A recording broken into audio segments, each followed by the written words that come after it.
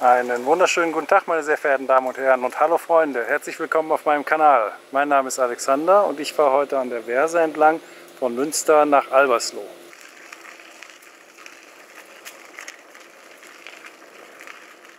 Ich habe die Tour am Bahnhof Münster gestartet und da kann man sich an der Radstation ein Fahrrad mieten, wenn man es braucht. Die sind da recht günstig und die Räder sind absolut ausreichend für diese Tour. Hinter dem Bahnhof fährt man dann die Schillerstraße runter bis zum Kanal. Da ist jetzt eine neue Brücke gebaut. Letztes Mal musste ich noch über die Behelfsbrücke fahren. Und von der Brücke hat man dann Aussicht auf den Kanal und auf den Weg, den man nachher zurückkommt. Es geht dann vorbei am ehemaligen Wasserschlosshaus Lütkenbeck und an dem Fernsehturm von Münster. Und dann ist man eigentlich schon aus der Stadt raus und die Landschaft beginnt richtig schön zu werden. Hier sieht man jetzt schon, dass es Ende August ist und die Äpfel reif werden. Es geht dann noch durch eine Allee, vorbei an einer Gärtnerei. Man folgt dann noch einem Feldweg und dann hat man die Wehrse auch schon bald erreicht.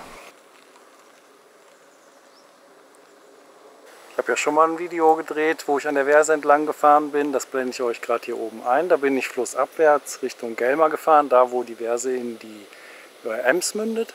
Und jetzt fahre ich aber flussaufwärts ungefähr bis Albersloh, ein Stückchen weiter und dann biege ich ab Richtung Hart. Das ist das Trinkwasserschutzgebiet von Münster. Da wird das Trinkwasser für die große Stadt gewonnen und dann am Kanal entlang wieder zurück bis zum Bahnhof.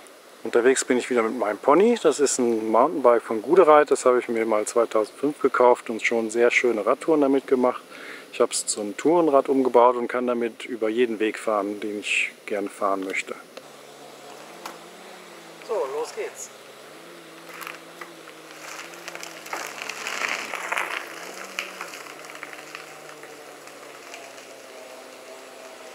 Wie man sieht, braucht man für diesen Weg aber kein Mountainbike. Das ist zwar so eine Art Feldweg, aber schön glatt und gesplittet.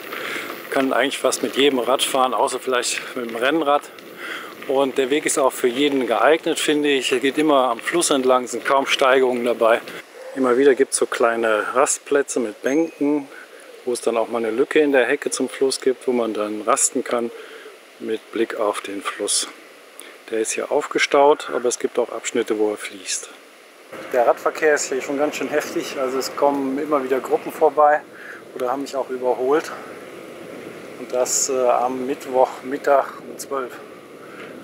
Also im Moment ist gerade Ferienzeit und da ist schon was los hier. So, jetzt hat sich der Weg ein bisschen vom Fluss entfernt und da vorne geht es nach Angelmodde rein. Es geht jetzt ein Stückchen durch den Ort und dann wieder zurück zur Wehrse. So, das war es jetzt schon. Jetzt geht es zurück zum Fluss.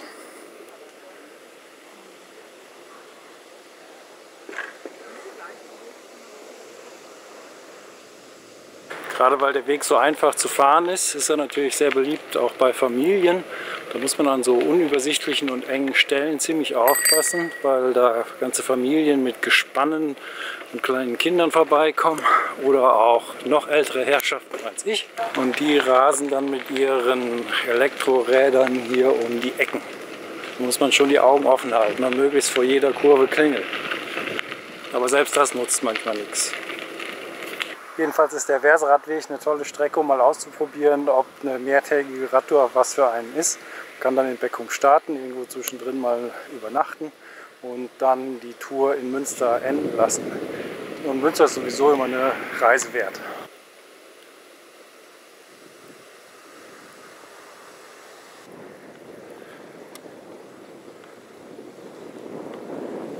So, diesen Teil des Weges bin ich auch schon mal gewandert. Da bin ich von Wolbeck losgegangen und dann einen wunderschönen Weg um den Tiergarten herum. Ich verlinke euch mal das Video hier oben in der Ecke. So, der Sommer neigt sich dem Ende. Die Felder sind abgeerntet. Nur noch der Mais steht. Es ist zwar sonnig heute, aber man merkt schon irgendwie, dass der Herbst in der Luft liegt, finde ich.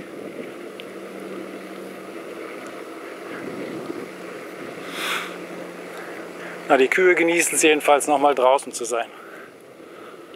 So, für mich wird es jetzt mal Zeit für eine Pause. Ich habe jetzt auch Hunger.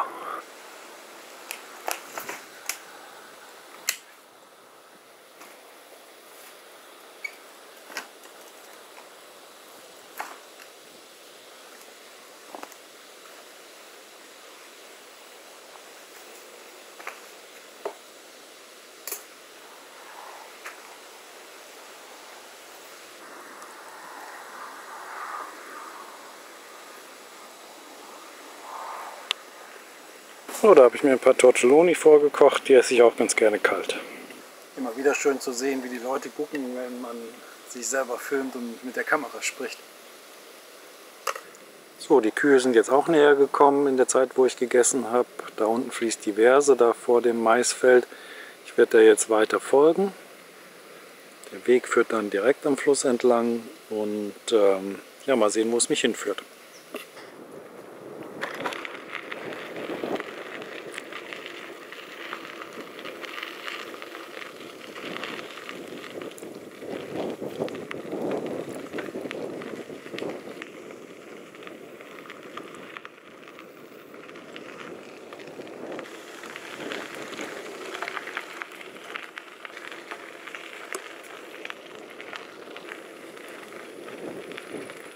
So, da kommt jetzt eine Brücke, da müssen wir rüber auf die andere Flussseite.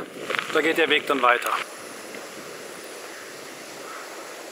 So, da vorne kommt gleich eine militärische Anlage mit großen Antennen, deswegen darf man hier nicht mit Herzschrittmacher weiterfahren.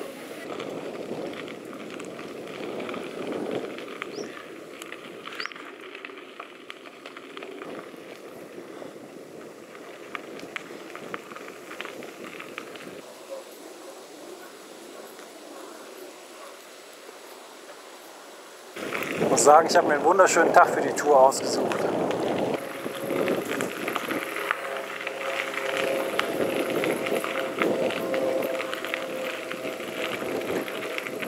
So, und da drüben sind diese ominösen Antennen.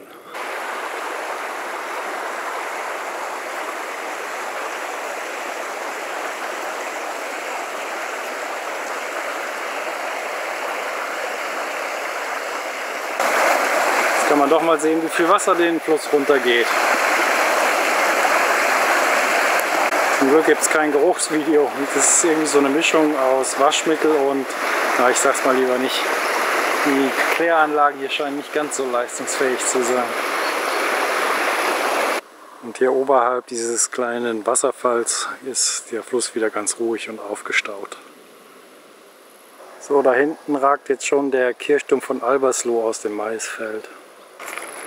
Ab und zu gibt es ja auch mal so Aussichtstürme. Da hinten ist dann jetzt der Kirchturm von Albersloh schon näher, also wir kommen gleich in den Ort.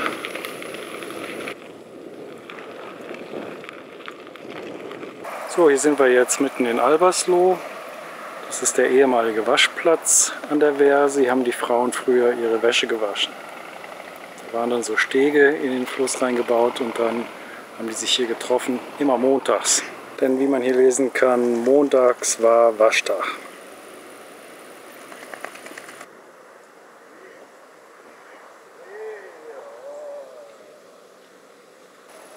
So, da ist sogar eine Badeinsel in der Verse.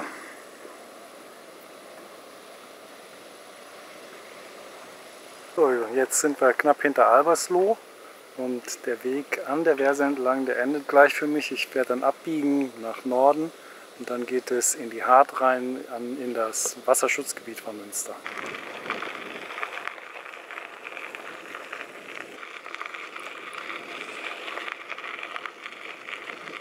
So, das ist jetzt die letzte Brücke, über die ich rüberfahren werde.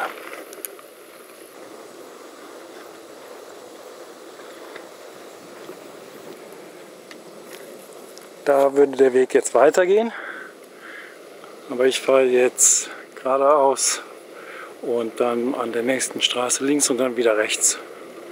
So, jetzt geht es weiter durch die typische münsterländische Landschaft.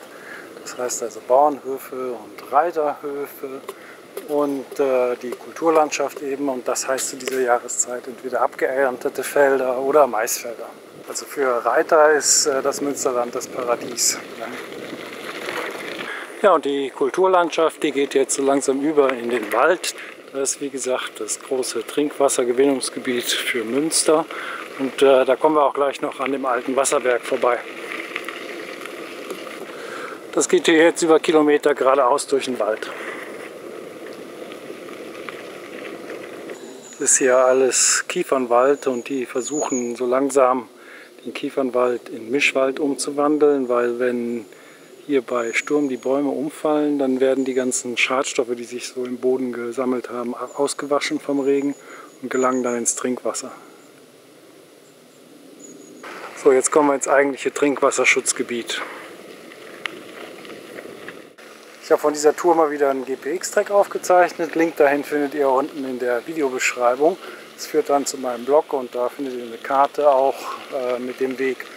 Und da könnt ihr den GPX-Track runterladen. Ein bisschen aufpassen muss man allerdings am Kanal, wo ich gleich hinfahre. Da ist ab und zu mal eine Baustelle, aber die Umleitungen sind meist gut ausgeschildert. Ja, jetzt gleich sind wir hier am Wasserwerk und da sehen wir uns dann wieder. So, hier sind wir jetzt am historischen Wasserwerk vor Hohe Wart von 1906. Und hier wird das Wasser für das Münsteraner Trinkwasser entnommen. Ja, wir sind jetzt gleich durch die Hohe Wart durch. Dann kommt noch die Bahnlinie und der Hiltrupper See und dann sind wir schon am Dortmund-Ems-Kanal. Und den fahre ich dann entlang zurück nach Münster zum Bahnhof. Das ist die Bahnlinie von Münster nach Hamm. So, das ist jetzt der Hiltrupper See.